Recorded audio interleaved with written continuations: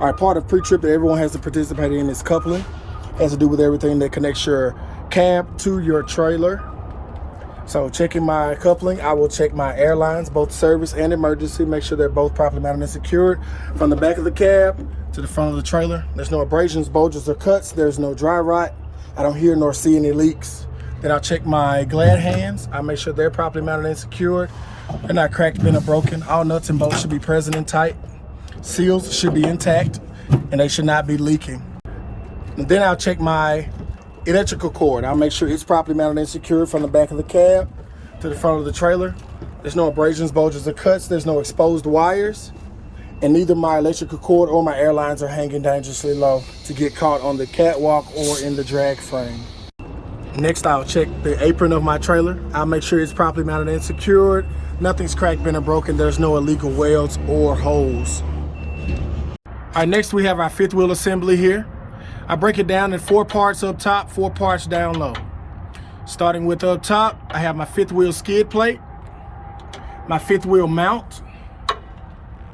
Going across there is my platform and my release handle. All of those items should be properly mounted and secured. Nothing should be cracked, bent, or broken. All nuts and bolts should be present and tight. My skid plate should be properly greased and not damaged. And my release handle should be in the fully locked position. Moving on to the bottom half, I have a slide rail mount, which is mounted to my frame. I have a slide rail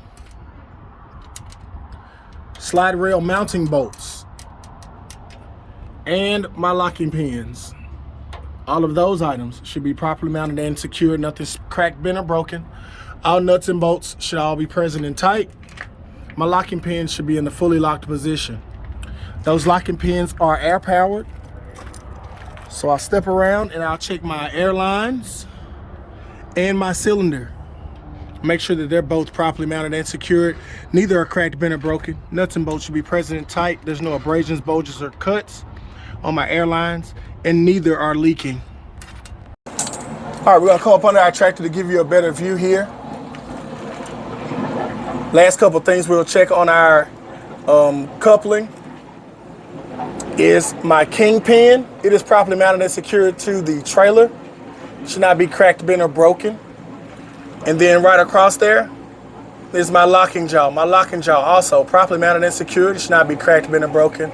And it should be in the fully locked position around the shank or the shaft of the kingpin. All right, the last thing we'll check on coupling here is our fifth wheel positioning. We want to make sure that we have at least 3 feet of space between the back of the cab and the front of the trailer. I want to make sure that there is no visible space between the fifth wheel skid plate and my apron. And I want to make sure that I have at least 3 feet between the back of my tractor and my landing gear so I can make turns safely. And that concludes my coupling.